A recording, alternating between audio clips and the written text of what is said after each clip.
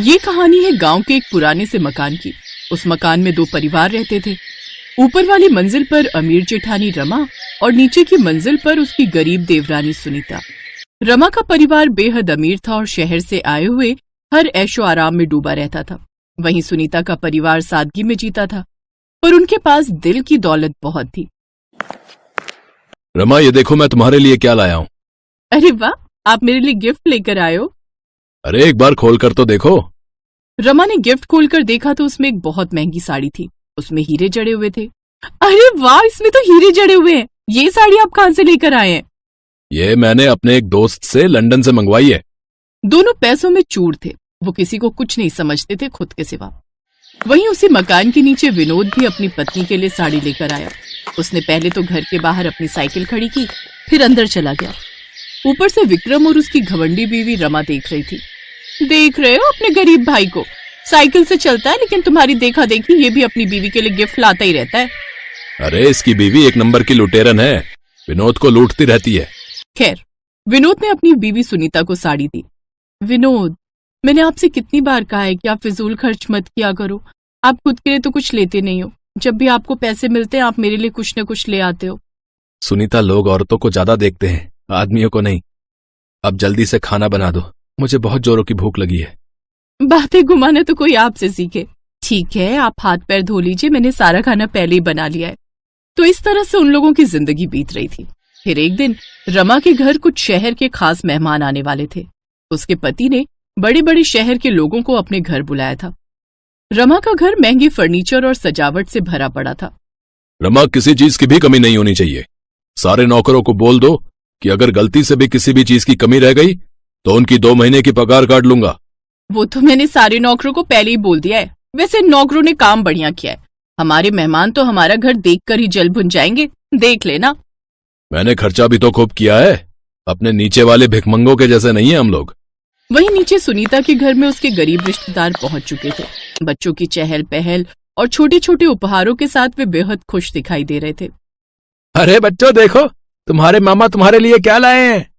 अरे आइए आइए मामा जी, हम सब तब से ही आपकी राह देख रहे थे, बड़ी देर कर दी आने में। अरे क्या बताऊं बेटा, हम गरीब लोग हैं, हम चाहकर भी कहीं टाइम पर नहीं पहुंच पाते। बेटा, मैंने कल रात ही ट्रेन पकड़ ली थी और रास्ते में एक हादसा हो गया और इसलिए ट्रेन रास्ते में ही 8 घंटे खड़ी रही, वरना मैं आज सुबह ही पहुंच गया होता। मामा, देर हो गई तो कोई बात नहीं, कम से कम आप सही सलामत तो हैं। सुनीता, बातें तो होती रहेंगी, जल्दी से मामा जी और बच्चों के लिए खाना लगाओ। मामा जी कल रात से ट्रेन में बैठे, उन्हें भूख लगी होगी। मामा जी आप फ्रेश हो जाइए, तब तक मैं खाना लगाती हूँ। सुनीता खाना लगाने लगी। वहीं उसी वक्त रमा के अमीर मेहमान अपनी बड़ी गाड़ी से उतरे और ऊपर वाले रमा के मकान में चले गए।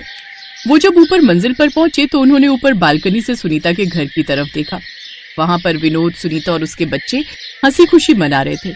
तभी रमा के मेहमानों ने कहा, अरे ये कौन लोग हैं भाई जो यहाँ गरीबों की तरह रह रहे हैं? इनके कपड़े और घर की हालत देखिए। रमा, तुम्हें इन लोगों के साथ यहाँ रहना पड़ता है। हाँ सही कहा, इन लोगों की वजह से तुम्हारे घर की शोभा बिगड़ रही है। इन भिखारियों के आसपास भी नहीं भटकना चाहिए, वरना उनकी जैसी मानसिकता तुम लोगों की हो जाएगी। वो लोग भी जोर जोर से बातें कर रहे थे, इसलिए सुनीता के रिश्तेदारों ने उनकी ये बातें सुन ली।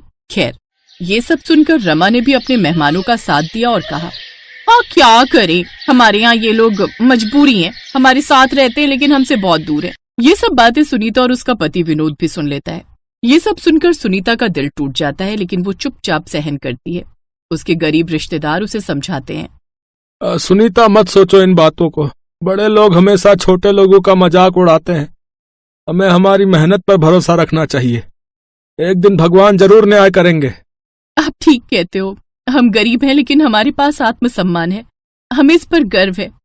ये हुई ना बात, मैंने बहुत से अमीर देखे हैं पर इन लोगों जैसा कभी नहीं देखा। लगता है ये सब के सब या तो अपनी बाप की कमाई खा रहे हैं या फिर अभी नए नए अमीर बने हैं।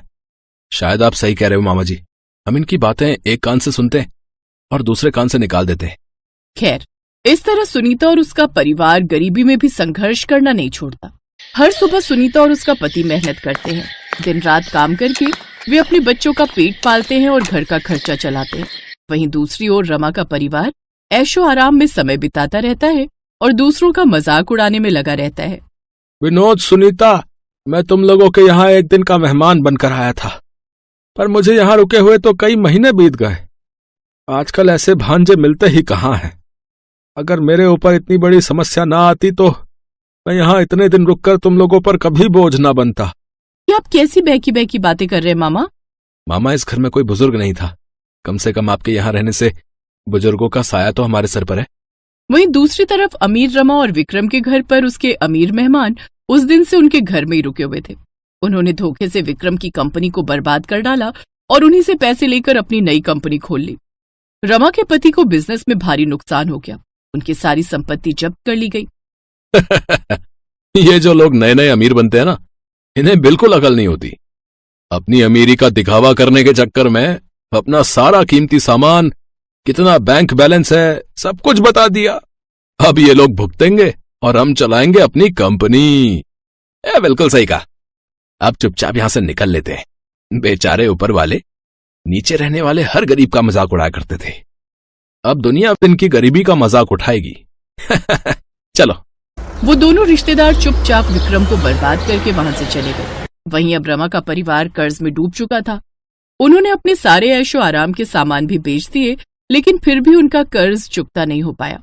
मजबूर होकर रमा और उसका परिवार नीचे वाली मंजिल पर रहने चले आए। छोटे भाई विनोद, हमने तुम लोगों की गरीबी का बहुत मजाक उड़ाया। मामा जी आपको भी खूब भला बुरा कहा। हो सके तो हमें माफ कर देना। आज हम जब खुद गरीब हो गए तब हमें एक गरीब के दर्द का एहसास हुआ। सुनीता, हमारा घर तक बिक गया। अब हमारे पास कुछ भी नहीं बचा। मेरे अंदर पैसों का घमंड आ गया था और शायद हमें उसी की सजा मिली है। अगर आप लोग हमारे गरीब खाने में रह सके तो आइए। हमारा घर भले ही छोटा है पर हमारा दिल बहुत बड़ा है। हाँ भैया, जो हुआ उसे जाने दीजिए। अब हम सब इसी घर में एक साथ रहेंगे। तो इस तरफ चारों लोग एक साथ नीचे वाले गरीब के घर में रहने लगे। दूसरी ओर सुनीता का परिवार अब अपनी मेहनत से धीरे धीरे सफलता की ओर बढ़ रहा था। उनका छोटा सा काम अब एक बड़ी दुकान में बदल गया था। सुनीता और उसके पति की मेहनत रंग लाई थी। अब उनके पास खुद का अच्छा खासा घर था और वे गांव में इज्जत से जी रहे थे। मामा जी, अगर आपने हमारी पैसों से मदद ना की होती तो आज हम इस मुकाम पर ना होते। बेटा, ये सब तुम्हारी और सुनीता की लगन और मेहनत का नतीजा है। इधर अब रमा समझ चुकी थी कि उसने कितनी बड़ी गलती की थी। उसे एहसास हुआ कि उसने अपनी देवरानी के साथ कितना बुरा व्यवहार किया था। एक दिन वो अपनी गलती का पश्चाताप करने के लिए सुनीता के पास गई और हाथ जोड़कर माफी मांगते हुए बोली, सुनीता, मुझे माफ कर दो। मैंने तुम्हें और तुम्हारे मेहमानों का बहुत अपमान किया। उस समय मुझे अपनी दौलत पर बहुत घमंड था, पर अब समझ में आया कि असली दौलत आत्मसम्मान और मेहनत होती है। रमा दीदी, आपको माफी मांगने की कोई जरूरत नहीं है। हालात कभी भी बदल सकते हैं। मेहनत और इज्जत से जीना ही असली दौलत है। हम सभी एक ही परिवार हैं। रमा का परिवार अब गरीब हो चुका था और वही लोग जिनका वे कभी मजाक उड़ाते थे अब उनकी मदद के लिए आगे आए। गांव वालों ने भी रमा का मजाक उड़ाया, लेकिन सुनीता और उसके पति ने रमा के परिवार को सहारा दिया। रमा के अमीर मेहमानों ने उन्हें ही चूना लगा दिया। वहीं गरीब सुनीता के मेहमान ने उनकी मदद की और साथ दिया। इस कहानी से हमें ये सीख मिलती है कि इंसान को अपनी मेहनत और ईमानदारी पर भरोसा रखना चाहिए। असली दौलत पैसा नहीं, बल्कि वो इज्जत और आत्मसम्मान है जो हमारी मेहनत से हमें मिलता है।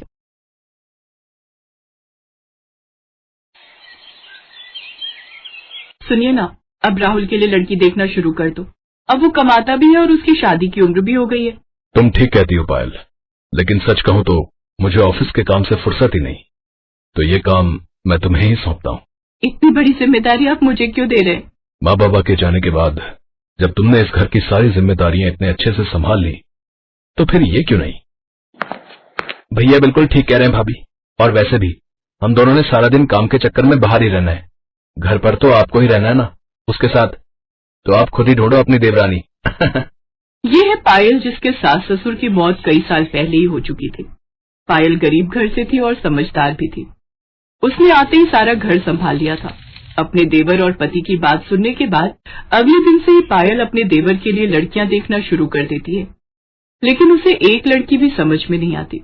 ऐसे ही कुछ दिन बीत जाते हैं, लेकिन इसी दौरान राहुल को एक कबीर घर की लड़की रिया मिलती है, जिससे दोस्ती के कुछ दिन बाद ही दोनों में प्यार हो जाता है और फिर राहुल उसे सबसे मिलवाता है।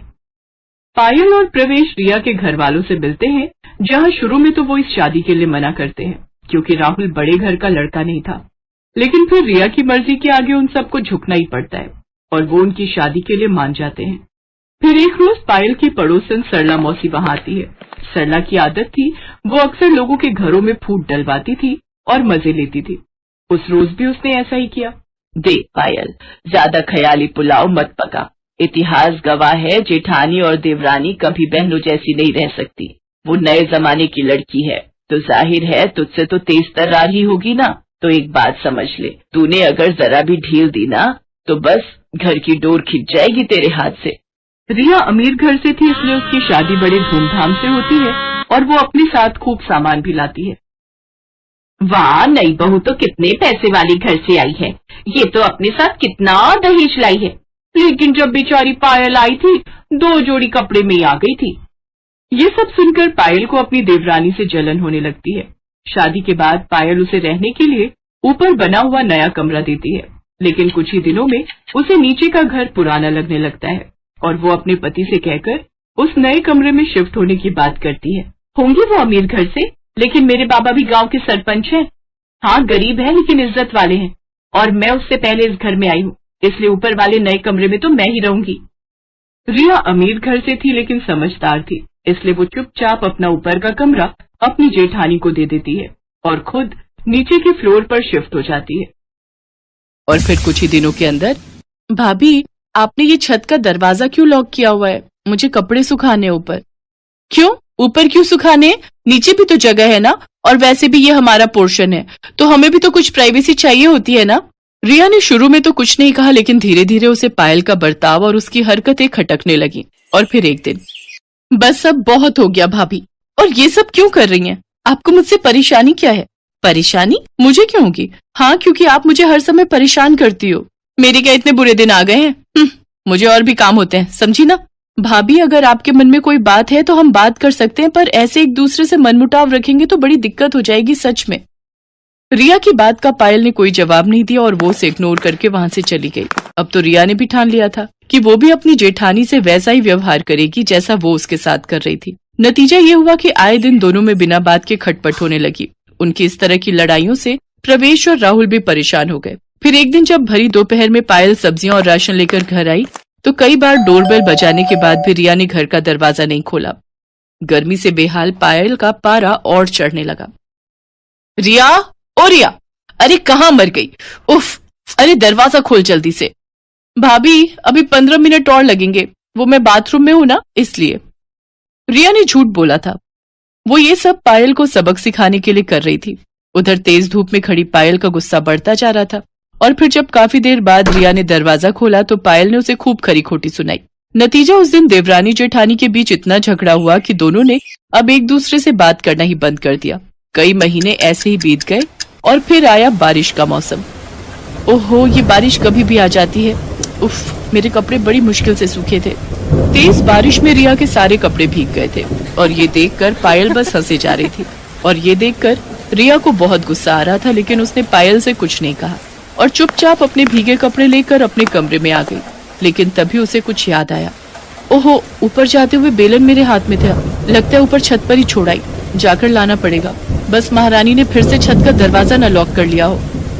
रिया फौरन वापस छत पर गई तो दरवाजा खुला हुआ था। वो जैसे ही अपना बेलन लेकर वापस मुड़ी तो उसने देखा कि पायल तेज बारिश में भीगते हुए अपने कमरे की छत पर चढ़कर ईंटों के सहारे पन्नी लगा रही थी।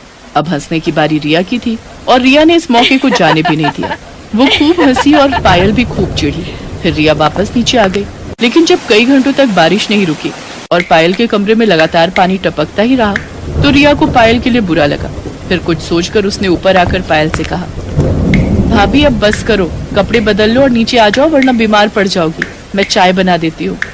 रिया की बात सुनकर पायल हैरान थी, लेकिन सच तो यही था कि वो भी पानी सींच कर परेशान हो चुकी थी। वो फौरन कपड़े बदल कर नीचे गई तो रिया ने उसे गर्मा गर्म चाय पकड़ा दी। दोनों साथ बैठकर चाय पी रही थी, लेकिन आपस में कुछ बोल नहीं रही थी। तभी राहुल और प्रवेश भी घर आ गए। वो दोनों रिया और पायल को एक साथ चाय पीते देख हैरान भी थे और खुश भी। दूसरी तरफ बारिश लगातार हो रही थी। नतीजा ये हुआ कि रात के वक्त पूरे मोहल्ले में बाढ़ आ गई और नीचे होने की वजह से रिया और राहुल के कमरे में रात के वक्त पानी भरने लगा। रिया, राहुल, ऊपर आ जाओ, जल्दी करो, नीचे पानी बढ़ रहा है। राहुल और रिया कुछ संकोच के साथ ऊपर चले आए। फिर पूरे 2 दिनों तक रिया और राहुल ऊपर वाले कमरे में पायल और प्रवेश के साथ ही रहे। ये पहली बार था जब रिया और पायल एक साथ रहे थे और पहली बार ही उन्हें एक दूसरे को अच्छे से जानने का मौका भी मिला था। बातों ही बातों में पता चला कि असल में सरला मौसी तो रिया को भी पायल के खिलाफ भड़का रही थी। अब जाकर पायल को अपनी गलती समझ आई। फिर एक दिन, अब अरे तुम दोनों एक साथ? हाँ मौसी, क्यों? नहीं नहीं, मैं तो बस ऐसे ही पूछ रही थी। ये लो मौसी, प्रसाद खाओ। हम दोनों साथ में मंदिर गए थे। सच में माता रानी ने हमारी आंखें खोल दी। सिर्फ आंखें नहीं, माता रानी ने तो हमारे कान भी खोल दिए ना भाभी। रिया की इस बात पर दोनों जोर जोर से हंसने लगी, लेकिन सामने खड़ी